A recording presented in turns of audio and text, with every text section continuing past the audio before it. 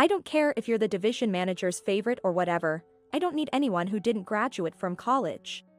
Can you even create a proposal? I don't have time to teach you from scratch, so don't bother asking me. Initially, the section manager was tough on me in the department I was assigned to. I couldn't help but dislike the elitist section manager who looked down on high school graduates, but there was nothing I could do. I didn't choose this path because I wanted to, I chose it for financial reasons. I lost my mother at a young age, and my father raised me on his own. I've always been interested in science and technology, and my father took me to various experiences to nurture that interest. Your test scores are decent. Are you planning to go to college eventually? I shook my head. It would be attractive if it widened my options. But I'm not good at other subjects, and I decided I couldn't afford any more financial burden. I chose to attend a technical high school because it was my favorite field and would be advantageous for job hunting, and I earned various certifications while I was a student. Some of them were challenging exams, and those certifications proved to be quite useful in my career. My father had a long-time drinking buddy who was a division manager. This man helped me get my job, and even after my father passed away, he continued to look out for me. If you ever need anything, don't hesitate to ask. Thank you. I'll do my best. Though I was left alone after leaving the bar, the division manager continued to check on me at milestones in my life. To avoid being labeled as someone who got the job through connections, and to not jeopardize the division manager's position, I worked hard at my job. Thanks to my hard work without any rumors, I gradually gained trust, and I was increasingly consulted on difficult matters, became the main person in charge of projects, and my credibility grew little by little. The section manager's initial attitude was tough, but I thought that if I continued to produce high-quality proposals and built a track record, I would eventually be recognized. That's when the incident happened. I got a well-done proposal approved and heard it had a great reputation, so I was secretly hoping it would affect my future evaluations. But what? I couldn't believe my eyes when I saw the revised proposal. The section manager's name was listed as the proposer. That proposal was mostly put together by me. I didn't understand why it was ultimately approved under the section manager's name after working on it for days. Some colleagues tried to argue that I was the main person who put the proposal together, but the section manager said, "I'm the final person responsible. Do you have a problem with that?" And gave them a stern look, silencing everyone. Some people even started sucking up to the section manager, and the atmosphere at work became unpleasant.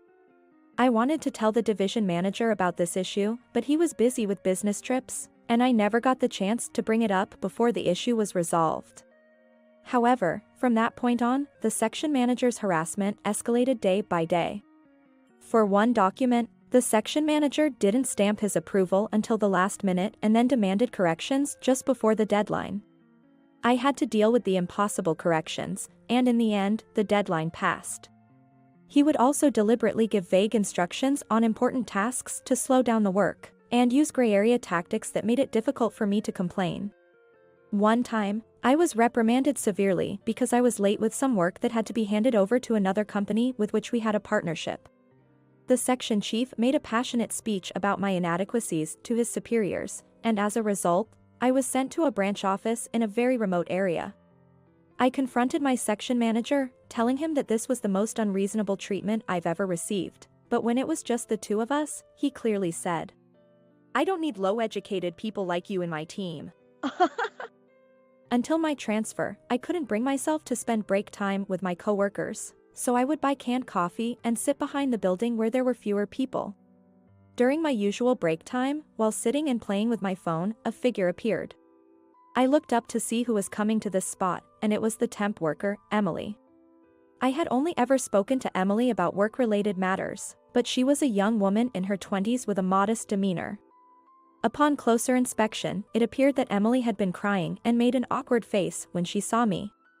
I didn't know if I should ask, but since I had seen her, I asked what was wrong. "What happened?"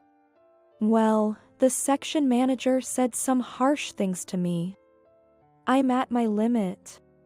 The section manager? I couldn't imagine Emily receiving such harsh treatment based on her usual work attitude. It seemed the section manager's unreasonable behavior wasn't limited to me. Actually, the section manager had invited me to dinner and other things after work, but I declined every time because I'm engaged. After that, it became like taking it out on me, and I started getting severely scolded. Really?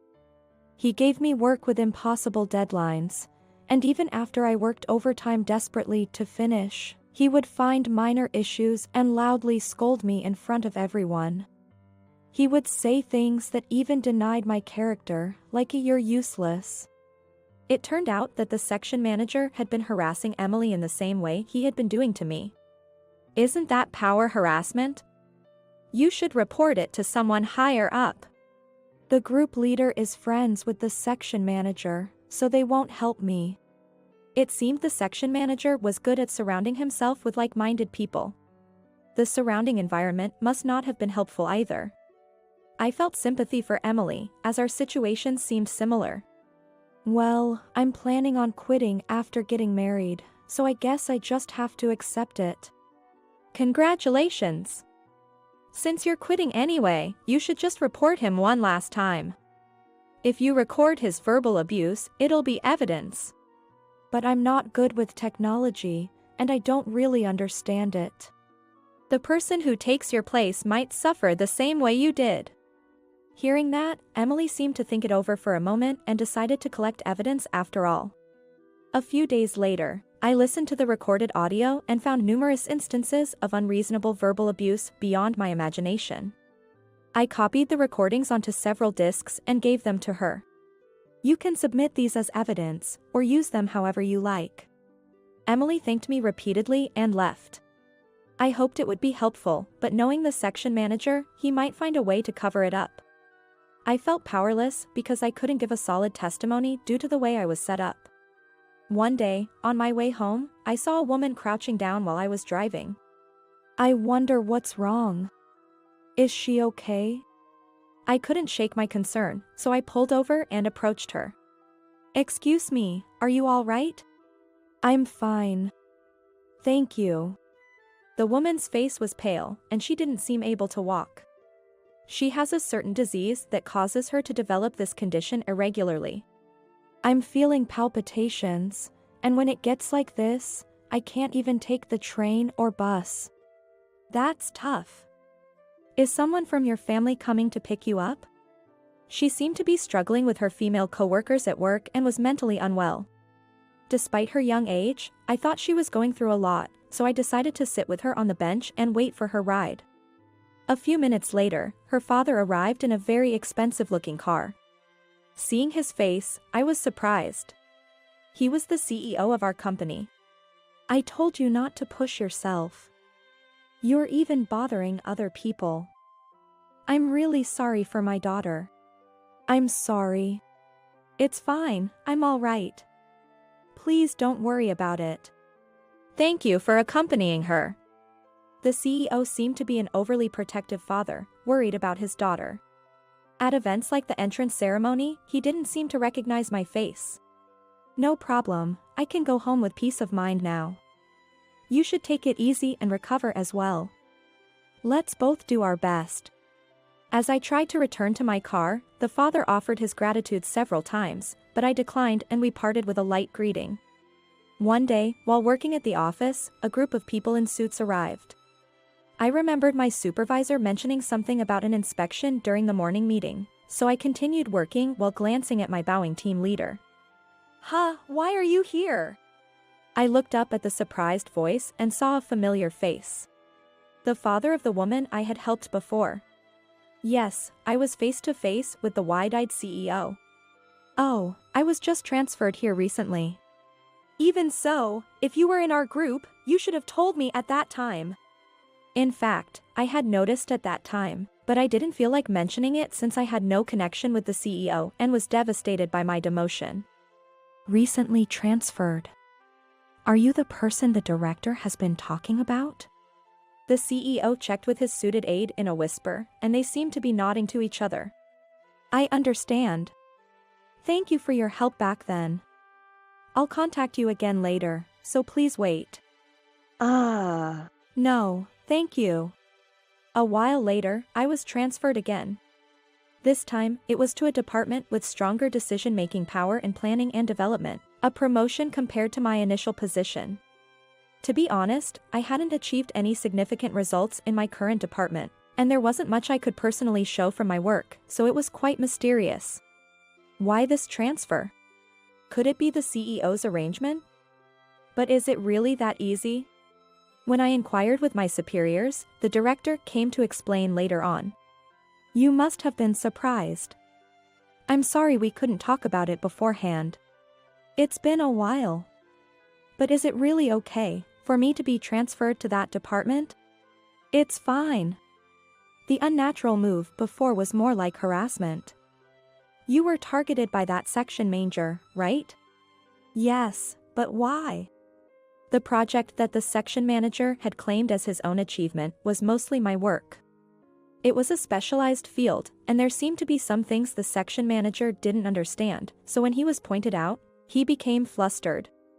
The director, who had a background in science, seemed to catch on and deliberately assigned a similar project next time, waiting for the flaws to emerge. As a result, the manager presented a highly unrealistic plan and was inevitably unable to make any excuses when everyone pointed it out.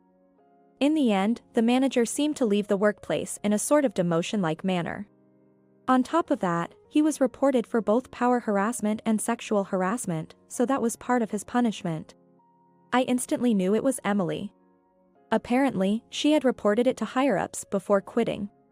After I moved, the director said he wanted to stop it but was waiting for an opportunity to point out the manager's negligence. I never knew you were acquainted with the CEO. Thanks to that, the conversation went smoothly. In fact, it turned out to be a promotion-like transfer. Good for you. Well, it was a coincidence that I met him. Well, it seems that the environment there wasn't great either, so I thought it would be better to transfer and get away this time. I always intended to call you back someday, but sorry for being late to say that. Saying that, the director laughed and patted my shoulder. Although things took an unexpected turn, I found great fulfillment in being heavily involved in development in my next department. Thanks to a certification I had from high school, my work went more smoothly, and I became a valued member among my colleagues. There was a focus on data and idea-based competitions, and while there was more pressure on responsibility and quality than before, I had more time to devote to research. And so, I decided to enter college as a working adult. Since I was paying for it with my savings after becoming a working adult, I could proceed without feeling indebted to anyone, which was a deciding factor. To be honest, I'm still not great at studies, but I'm doing my best for the credits. One day, on my day off, I happened to stop by a bakery and recognized the clerk. Wait, is this woman? The woman was wearing a hat and was hard to recognize, but she turned out to be a student attending the same night classes as me. Her name was Yvonne. Yvonne was a daytime student, so we didn't usually interact. I often pass her on my way to my lectures after work. She always walked around with a violin case. Because I was staring intently, she noticed my gaze. Can I help you with something? Oh, I'm sorry. I thought you were from the same university. We pass each other a lot, don't we? Since I was always in a hurry, Yvonne and I often made eye contact, and we had become acquaintances. After that, we occasionally exchanged a few words when we happened to pass each other and had time. She said she would go to the clubroom after class for self-practice before going home. I joined because I wanted to try playing the violin. It said beginners were welcome, but most people around me are experienced. She laughed shyly, but I truly respected her determination to achieve her goals and work hard. There was a concert in the winter, and I received an invitation, so I decided to go and listen. I didn't know much about classical music, but her performance on stage was dazzling and sparkling. I sent my thoughts to the address written on the back of the ticket, and we exchanged casual messages even on days when we didn't see each other at school. Gradually, Yvonne and I naturally started dating. It seemed she was worried about my lack of time to cook for myself, and after our next exam, she planned to treat me to her homemade cooking. It had been a while since I had someone cook for me, other than my dad's meals, and I found myself really looking forward to it.